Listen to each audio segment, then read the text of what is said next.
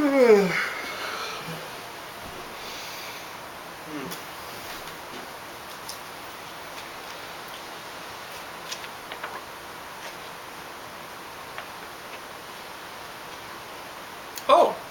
well, hello there.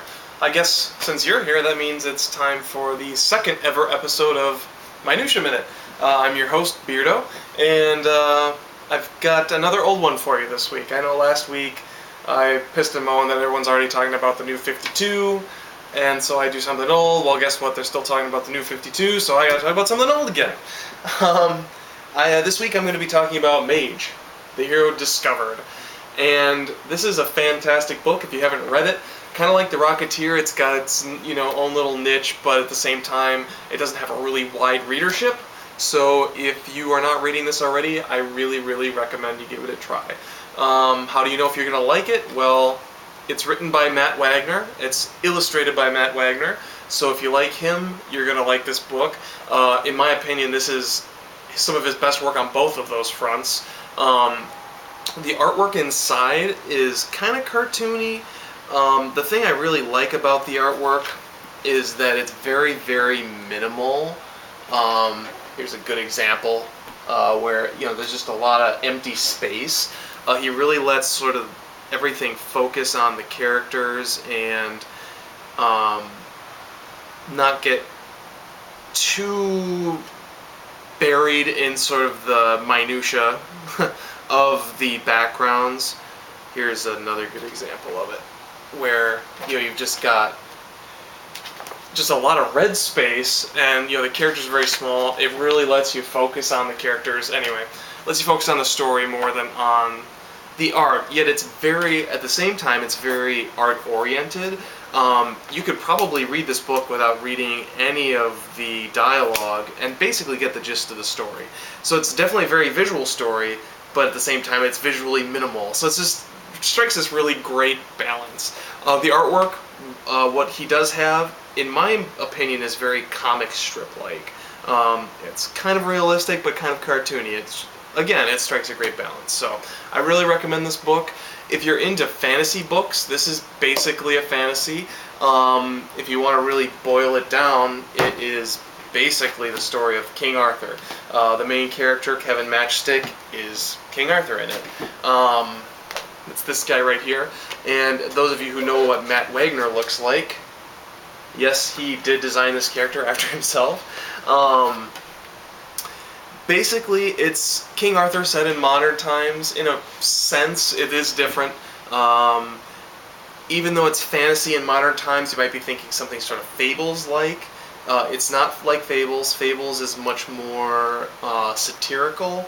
This is more dealing with like the archetype of King Arthur. It's very structuralist in its thinking. So it really draws a lot from Joseph Campbell's Hero with a Thousand Faces more than anything. If you are familiar with Star Wars, you might know that this book was a pretty big influence on George Lucas when he was writing Star Wars, and a lot of the stuff that Joseph Campbell talks about in this book appears in Star Wars in one form or another. The same kind of thing is true of Mage, the hero discovered. So anyway, if you like Matt Wagner and you like his fantasy stuff, he did Madame Xanadu, another Arthur-related character for Vertigo, not too long ago. It's been a while. So if you like that, give this a shot. You might like it too. If you were reading DC's New 52 and you read Demon Knights, you might like Hero Discovered too. I really like Demon Knights. I really like Mage. I bet you probably will too. Anyway, if you go to pick this book up and you see another Mage book on the shelf called Mage, the Hero Defined, that's this guy right here, this is the sequel. Don't read it until you've read The Hero Discovered. Now, if you're like me, you're going to read The Hero Discovered and you're going to think, oh, that was fantastic. And I got to go out and I got to buy book 2 right away. Think twice before you consider muddying your love of this book with a sequel that just isn't as good.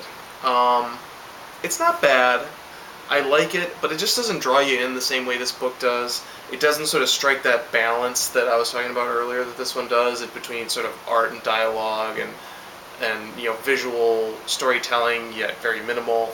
This one's just doesn't quite hit the same mark. I don't know why, but it's just not as good. I guess you kind of hinted at it, when you have a title, The Hero Discovered, The Hero Defined, those sort of rhymey titles, Matrix Reloaded, Matrix Revolutions. I mean, that kind of says it all right there. It's sort of a recipe for disaster, guys. There is also a book 3 called The Hero Denied, but it hasn't been written yet. It took 15 years to get from this book to this book. So, we may never get book 3. I hope we do, honestly. I would like to finish it, but I am kind of dreading it, honestly. But either way, Hero Discovered, instant classic. Go pick it up. You're going to love it. So, that pretty much concludes our Minutia Minute. That's pretty much what I want to say about Mage. So I guess we'll move on to our Minutia Morsel of the day. I've been reading and hearing people online whining about the new 52. Something really specific that they've been whining about that I couldn't disagree with more is that there are some books where what happens on the cover of the book, here's a copy of Demon Knights, not an example of this, but what happens on the cover of the book doesn't happen inside the book. One of the more notorious ones of the ones I read was probably Grifter. This definitely doesn't happen in the book. People are really pissed off about it. They also were mad about the fact that Justice League, you didn't see all the characters, yet you see all the characters on the cover.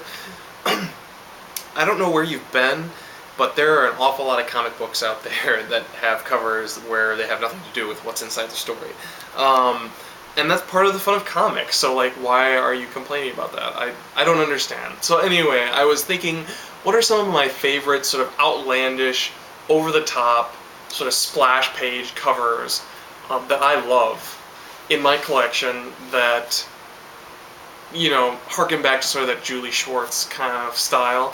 And I came up with 2.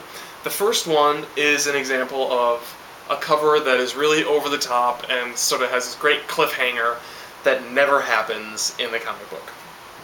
I am, of course, talking about Star Wars Issue 6. Now, this is part of the Marvel Comics run of Star Wars. This was out during when the movies were out, the original movies. The first 6 issues of this series was just a straight adaptation of the movie. So this is the final issue of the movie adaptation. And on the cover, you have the most outlandish thing ever, which is Darth Vader and Luke Skywalker are having this lightsaber battle, and he's like, time for you to die in our final battle, and then you have Leia underneath who's sort of screaming, very damsel in distress, those of you who have seen Star Wars know that this does not happen in the movie, and I can tell you that it does not happen in this comic book either. So, at the same time, I love it. I wish this happened in the movie. When I was a kid watching Star Wars, this is what I pictured happening, but it didn't happen. I mean, obviously they do face off in space, but it's nothing like this. So, anyway, it's a cover I really love, so I wanted to share that with you guys. Now, the second cover I have is one of my favorite comic book covers of all time. It's Batman issue 199, and I love it for its outlandishness, and here it is. I hope you'll be able to read this. If not, I'll read it to you in a second.